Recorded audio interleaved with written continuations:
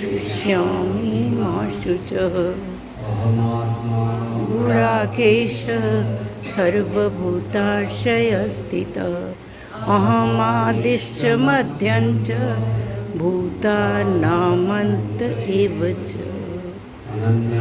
चिन्तयन्तो मां ये जनाः पर्युपासते तेषां नित्याभियुक्तानां योगक्षेमं वहाम्यहम्। वाग्रे नान्यद्यत् सत्परं पश्चादहं यदेतच्च यो वशिष्येत सोऽस्म्यहम्। थं यत् प्रतीयेत न प्रतीयेत चात्मनि तद्विद्यादात्मनो माया यथा भासो यथा तमा यथा महान्ति भूतानि भूतेषु चावचेष्वनु प्रविष्टान्यप्रविष्टानि तथा तेषु न तेष्वहम्। एतावदेव जिज्ञास्यं तत्त्वजिज्ञासुनात्मनः अन्वयव्यतिरेकाभ्यां यत् स्यात् सर्वत्र सर्वदा। रामतपोवनादिगमनं हत्वा मृगं काञ्चनं वैदेहीहरणं जटायुमरणं सुग्रीवसम्भाषणं वालीनिगृहणं समुद्रतरणं लङ्कापुरीदाहनं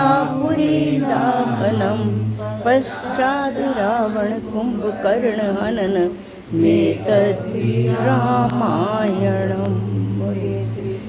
देव भगवान की जय, भगवान की जय।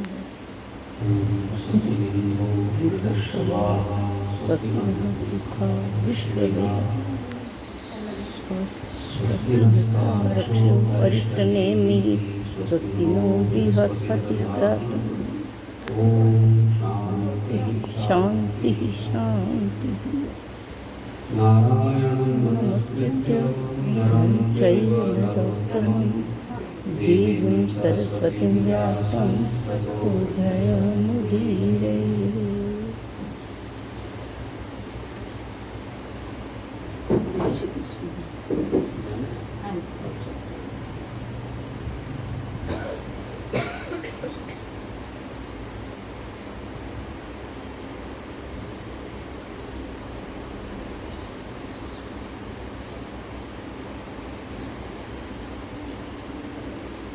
जन्माष्टमी की आप सभी भक्तों को बहुत बहुत बधाई, शुभकामना।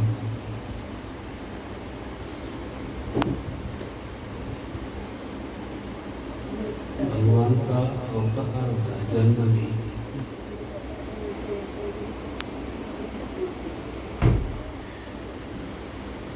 भगवान अवतार लेते हैं माया को वश में कर।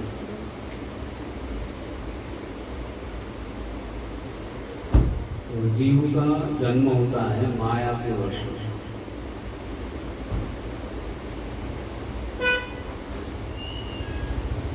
सातवें अध्याय में भगवान कहते मम माया दुरत्य, मेरी माया को पार करना बड़ा कठिन है। कोई साधक मेरी शरण में आ जाता है, मेरा आश्रय ले लेता है। मामे वै प्रपद्यन्ते माया में ताम तरंती ते, मेरा आश्रय लेता है, मेरी शरण में आ जाता है। भगवान कहते हैं माया से मुझे पार कर। तो साधक माया से परे हो जाता है।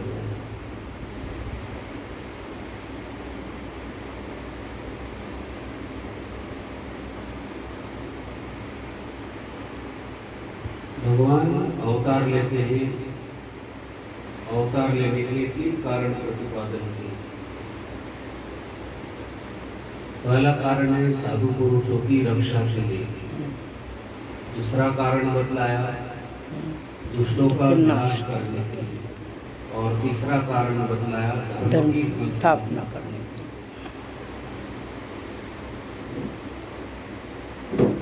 परित्राणाय साधूनां विनाशाय विनाशाय च दुष्कृतां धर्मसंस्थापनार्थाय संभवामि युगे युगे। साधु पुरुषों की, श्रेष्ठ पुरुषों की रक्षा करने के लिए, दुष्टों का विनाश करने के लिए, तीसरा कारण प्रतिपादन के लिए, धर्म की संस्थापना करने के लिए भगवान कहते युग युग में भी प्रकट करते।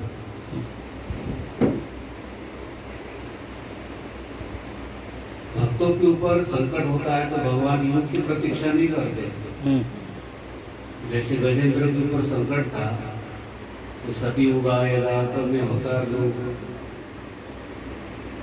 द्वापर होगा तभी मैं अवतार लूंगा। भक्तों के ऊपर संकट होता है तो भगवान कहते मैं युगों की प्रतीक्षा नहीं करता हूँ, तत्काल प्रकट होकर उन भक्तों की रक्षा करता हूँ।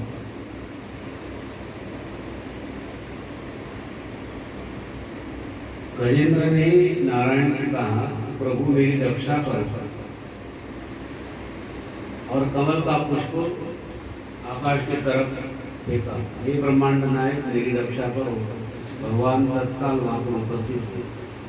भगवान को गोलोक से या वैकुंठ धाम से या अयोध्या से या द्वारका से नहीं आना पड़ता, भगवान प्रकट हो जाते हैं। भगवान सर्वत्र है, भगवान सभी जगह है।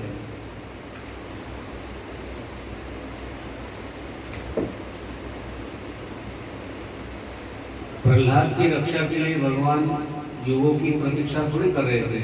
जिस समय संकट होता था उस समय प्रकट हो जाते। तो भगवान का अवतार होता है, भगवान का जन्म नहीं। जन्म जीव का जन्म होता है, भगवान का अवतार।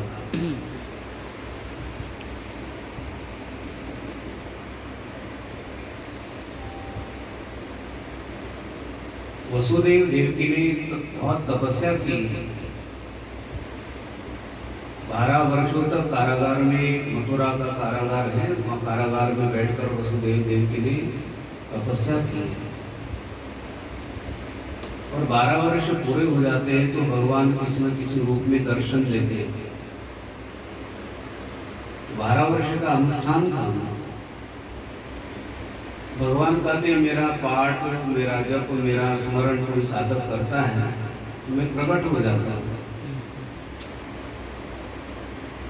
वसुदेव देवकी ने बहुत कड़ी तपस्या की, आराधना की, जिसमें कारागार के अंदर में वसुदेव देवकी को डाला। तो वसुदेव जी ने देवकी से कहा कि हमें बहुत अच्छा समय भगवान ने दिया है, अब हमें कोई मिलने के लिए नहीं आएंगे, हमें वस्त्र नहीं धोने, भोजन नहीं बनाना, किसी प्रकार का कार्य नहीं करना है, और हमें सारी चीजें यहाँ पर प्राप्त हो जाएगी। अब हमें भगवान ने समय दिया है भजन करने के लिए, आराधना करने के लिए। प्रतिकूल परिस्थिति को अनुकूल बनाना। वसुदेव जी से हमें शिक्षा प्राप्त हो जाती है, प्रहलाद जी से हमें शिक्षा प्राप्त हो जाती है प्रतिकूल परिस्थिति को अनुकूल बनाना।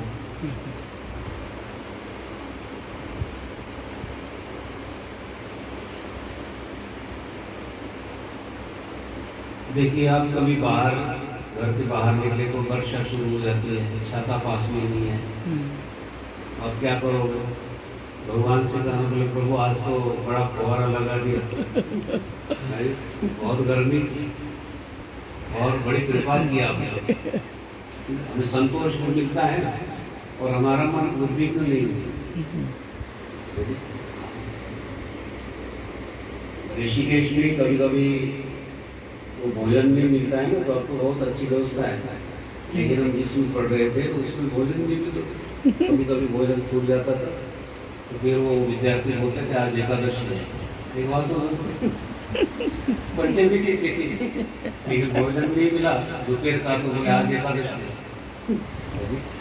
आज भगवान ने क्या है एकादशी करा दी। एकादशी तो प्रतिकूल परिस्थिति को अनुकूल बना।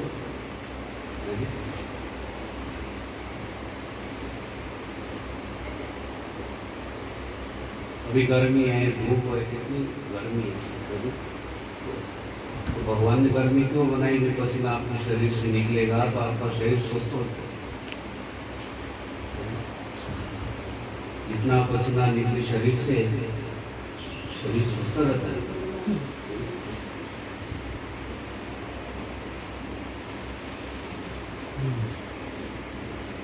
तो विचार कहाँ पर चल रहा है? भगवान भक्तों के लिए अवतार लेते हैं।